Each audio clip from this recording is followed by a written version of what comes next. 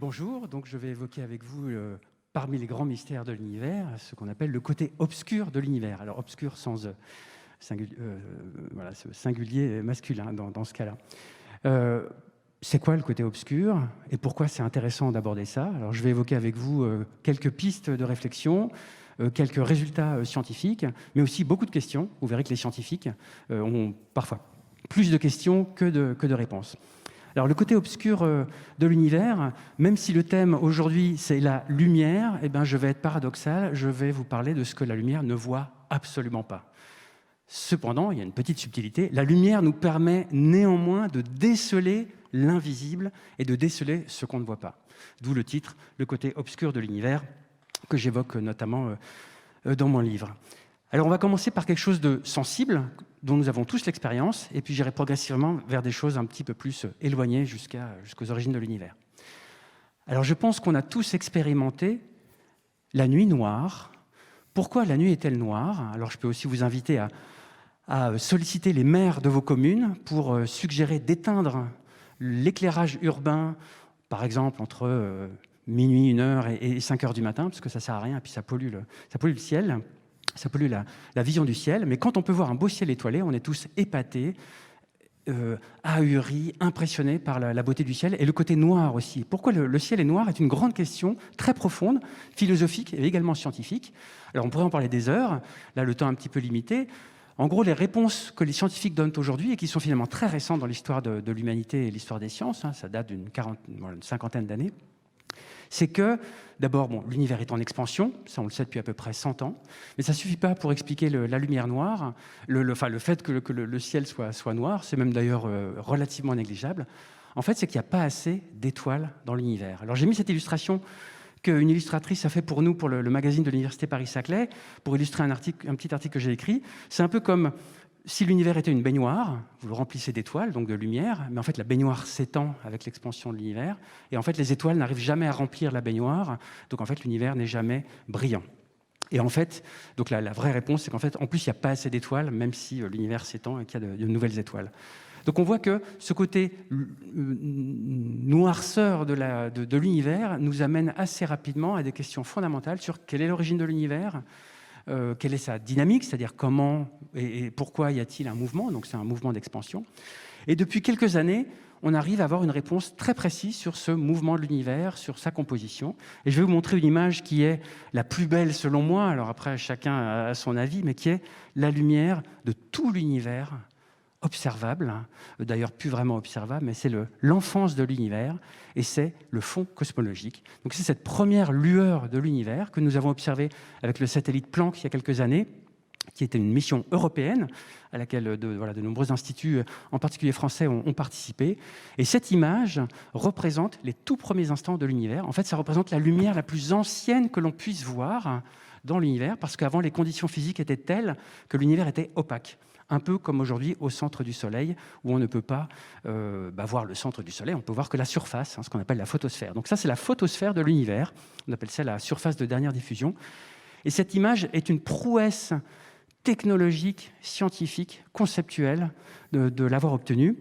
Alors on n'est pas les premiers à l'avoir, ça date des années 1960, mais là, le degré de précision est absolument remarquable, parce qu'on voit des tout petits grumeaux, dont la variation est absolument infime par rapport à la moyenne de l'univers. Et ces tout petits grumeaux, qui sont minuscules en termes de surdensité, parce que ce sont des surdensités de matière, vont, au bout de plusieurs milliards d'années, 13,79, plus ou moins 0,3%, ce sont nos dernières mesures, de milliards d'années, donner les galaxies et les amas de galaxies.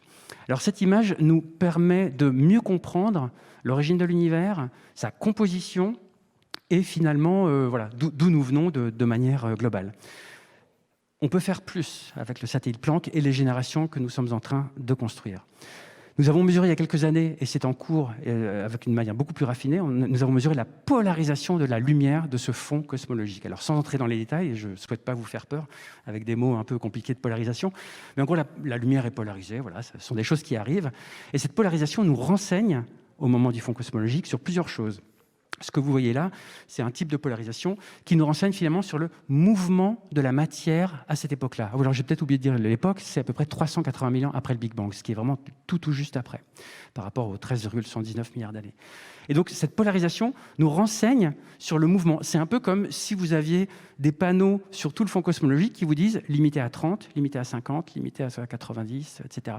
En fait, on voit, alors on voit pas le mouvement parce que c'était il y a très longtemps et c'est des échelles de temps beaucoup plus grandes, mais on voit le mouvement de la matière, ce qui nous permet de défier les modèles cosmologiques de formation des galaxies, des amas de galaxies, des structures en général. Donc c'est une information ultra précieuse.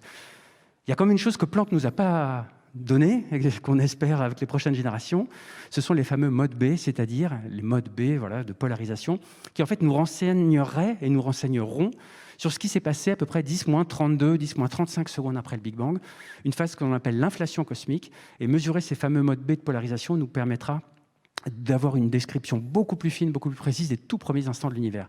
Néanmoins, avec ces données, nous arrivons quand même à rendre compte d'un modèle de l'inflation qui se passe à peu près 10 puissance moins 35 secondes après le Big Bang. Donc on arrive à avoir des informations, mais pas encore complètement suffisantes. Donc le côté obscur de l'univers dans ce cas-ci, il est rempli de lumière, mais il est juste invisible parce que la lumière était liée à la matière. Donc la seule information qu'on ait, qui est quand même très précieuse, c'est cette lumière qui est diffusée après 380 000 ans après le Big Bang. La lumière, et le satellite Planck en particulier, mais pas que, nous permettent aussi de voir l'invisible, je le disais en introduction. Et voici ma deuxième image préférée, qui en plus est très belle, hein, même si on ne sait pas ce que c'est, elle est magnifique. Alors pareil, ça représente la totalité du ciel, on n'est pas dessus, hein, parce qu'on a pris des images quand la Terre était dans le dos. Quand c'est gris, c'est qu'on ne sait pas faire, voilà, on n'invente pas en astrophysique et en sciences. Hein, quand on ne sait pas, on ne sait pas, on met du gris. Voilà. Et donc on a réussi à reconstituer le signal que là où c'est coloré. Et c'est toute la matière noire dans l'univers. Cette image représente où est présente la matière noire dans toutes les directions du ciel. Il y a une limitation, c'est qu'on ne sait pas où elle est en distance. Hein. Planck était formidable, mais Planck ne pouvait pas tout faire. C'est pour ça qu'on va faire le satellite, qu'on va construire le satellite Euclide à l'Agence spatiale européenne, pour justement voir la matière noire en distance. Et donc toute cette représentation vous montre que la matière noire est présente dans l'univers, même si on n'a aucune idée de ce qu'est la matière noire. J'y reviendrai dans un instant. Et donc on voit que il y en a partout. Elle est distribuée avec une certaine... je ne vais pas dire périodicité parce que ce n'est pas le cas, mais avec une certaine statistique qui, à ce jour, est cohérente avec le modèle cosmologique de manière absolument parfaite. Donc, à la fois, il y a de grandes inconnues, on ne sait pas ce que c'est que la matière noire, mais à la fois, quand on fait l'hypothèse qu'il y en a, tout marche absolument parfaitement dans le modèle cosmologique. Donc, vous voyez, on est un peu sur des œufs, mais voilà, la science avance et on essaie d'y arriver.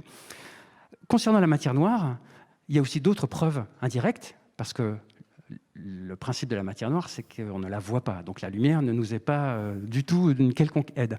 En revanche, la matière et la lumière sont perturbées par la présence de matière noire. Et cette très belle image d'un amas de galaxies, qui fait à peu près 10 puissance 15 masses solaires, et la taille de l'image est à peu près de quelques mégaparsecs, c'est-à-dire quelques millions d'années-lumière, vous montre notamment à gauche comme un petit ver de terre ou une petite forme courbe. En fait, c'est une galaxie dont la lumière est complètement distordue par la masse de matière noire de l'amas de galaxies qui est entre cette galaxie lointaine et nous.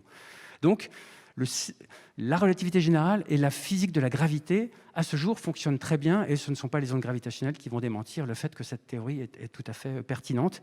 Donc, à ce jour, on avance, côté théorique, côté observation. La matière noire est une très bonne explication à de nombreux phénomènes, même si on ne sait pas ce que c'est. Toujours dans le côté obscur, on observe encore des choses encore plus fondamentales, et étonnantes, et complètement intrigantes. Je vous ai mis des images à gauche d'une galaxie un petit peu lointaine, avec un point lumineux, c'est une supernova, c'est-à-dire c'est une étoile massive qui a explosé. Et puis les images du milieu, c'est toute une collection obtenue par des équipes qui travaillent avec le Hubble Space Telescope, où également ils ont observé des supernovae dans les galaxies un peu lointaines. Et grâce à cette technique de supernovae, mes collègues arrivent à retracer la dynamique d'expansion de l'univers. Et ils se sont rendus compte, il y a une vingtaine d'années, ça a permis d'avoir des prix Nobel comme le Fonds cosmologique, de mesurer que l'univers est en expansion, mais en expansion accélérée. Alors là, c'était un peu voilà, une grande surprise parce que les modèles le permettaient, hein, mais on n'avait jusqu'alors aucune mesure. Et donc, c'est une grande surprise, l'univers est accéléré. Alors, on ne sait pas trop pourquoi. Néanmoins, il y a, pareil, un peu comme pour la matière noire, des aspects théoriques qui nous permettent de dire, quand on les rajoute, eh ben, ça marche. On n'explique pas pourquoi, on ne connaît pas l'origine de l'expansion accélérée, en tout cas pas moi. Néanmoins, le formalisme mathématique permet de l'expliciter très précisément. Et c'est donc l'énergie sombre, dark energy, donc une autre composante sombre de l'univers. Donc vous prenez toutes ces observations ultra précises, Planck, bientôt Euclide, Hubble Space Telescope et bien d'autres, j'en passe, et vous obtenez le résultat final. Alors il y en a beaucoup d'autres, mais aujourd'hui on va faire synthétique, qui est le camembert cosmique. On est en France, donc on dit camembert, c'est beaucoup plus simple. Donc le camembert cosmique représente le contenu de l'univers aujourd'hui. Pour être précis, c'est le contenu en densité d'énergie, mais on ne va pas s'attarder à ces détails. Et on voit qu'il y a à peu près les 3/4 d'énergie sombre, dark energy, qui provoque cette expansion accélérée, à peu près 1/4 de matière noire, et puis le tout petit dernier 5% qui nous reste, c'est les baryons, c'est-à-dire les atomes qui nous composent ici autour de nous. Ce qui nous fait dire que finalement, on ne connaît que 5% de l'univers, hein, c'est un petit peu ça. En tout cas, on ne voit directement que 5% de l'univers. Alors parfois, on me dit, oui, mais alors c'est bon, vous n'y connaissez rien, d'où ça sort vos trucs? Alors oui, effectivement, il y a plein de choses qu'on ignore. Cependant, ce n'est pas parce qu'on ne voit pas quelque chose qu'on ne peut pas le caractériser. Et donc, on arrive à caractériser la matière noire et l'énergie sombre. Je vais vous donner un exemple. L'air que nous respirons et qui est autour de nous. Je pense que personne d'entre nous n'a jamais vu une particule d'air. Vous n'avez jamais vu du diazote, du dioxygène, on ne voit pas l'air. Pourtant, on sait qu'il est autour de nous. On le respire. Quand on s'évente, on sent sur notre peau qu'il y a de l'air. Et puis, on peut mesurer une température, une pression, une densité, même si on ne voit pas l'air. Eh bien, figurez-vous qu'on fait pareil pour la matière noire et l'énergie sombre. On ne le voit pas, on ne sait pas ce que c'est, on ne connaît pas la composition, et pourtant, on peut mesurer sa pression et sa densité. C'est la merveille de la physique. La physique est universelle. Le principe cosmologique indique, et pour l'instant on le vérifie, que les lois de la physique sont partout les mêmes dans l'univers. Et en vertu de ces principes et de ces mesures, on arrive à mesurer une pression et une densité. Et alors pour ceux qui ont fait un peu de physique, voilà, c'est une équation d'état, vous mettez ça un peu comme voilà, les équations de la thermodynamique, et vous trouvez ce camembert cosmique, et vous trouvez que le modèle cosmologique, c'est-à-dire la théorie sous-jacente, hein, vous vous rappelez que la théorie avance en parallèle des observations, et les deux se confrontent, hein, et bien tout ça est cohérent à ce jour, même si évidemment il y a des incertitudes, et puis il y a toujours des questions. Heureusement qu'il y a des questions. Donc à la fois on est ignorant, mais on ne se laisse pas démonter par l'ignorance, ni par les défis, ni par les mystères. Et on a des moyens de faire des mesures et d'avoir un formalisme, c'est-à-dire des équations, pour essayer de tout remettre ensemble. Mais ce n'est pas complètement simple. Et puis je vais terminer par une autre composante sombre, donc que la lumière ne voit pas, toujours, hein, c'est un peu le paradoxe de cette première présentation, qui est les trous noirs. Les trous noirs sont invisibles directement à la lumière. Maintenant, les ondes gravitationnelles sont en train de révolutionner ce paradigme, mais bon, aujourd'hui, on parle de lumière, pas d'ondes gravitationnelles, même si c'est absolument fascinant. Et cette image de gauche que vous avez peut-être vue, le donut du trou noir de Messier 87, a été obtenue notamment par des équipes européennes, mais pas que. Et on voit en fait l'entourage du trou noir tel qu'il a été prédit dans les années 70, notamment par des équipes françaises de théoriciens, qui avait calculé ça, et l'image représente quasi exactement les prédictions théoriques. Donc on arrive à voir l'invisible et à subodorer ce qu'on ne voit pas et ce qu'on ne verra probablement jamais, parce que le trou noir, évidemment, n'émet pas de lumière directement. Et puis aussi, ce qui est intéressant dans cette histoire, c'est que l'équipe donc, de l'Event Horizon Telescope, qui a obtenu cette image avec plusieurs télescopes, dont des télescopes français, des radiotélescopes, a notamment eu la contribution de jeunes femmes scientifiques. Et là, j'ai recopié un tweet d'une institution américaine qui fait le parallèle entre Cathy Bouman, donc à droite, qui est l'une des collègues qui a traité les données de ce trou noir, parce que il y a des terabytes de données à traiter. Là, la photo, on la représente avec les disques durs qui sont venus de tous les télescopes. Et le parallèle avec Margaret Hamilton, dans les années 60, qui a dirigé tout le programme, le développement du programme informatique pour l'atterrisseur lunaire des missions Apollo. Donc, c'est à la fois intéressant de montrer que voilà, la lumière nous montre des choses invisibles, et puis que les scientifiques sont des hommes, mais aussi des femmes, et heureusement. Merci de votre attention. Merci.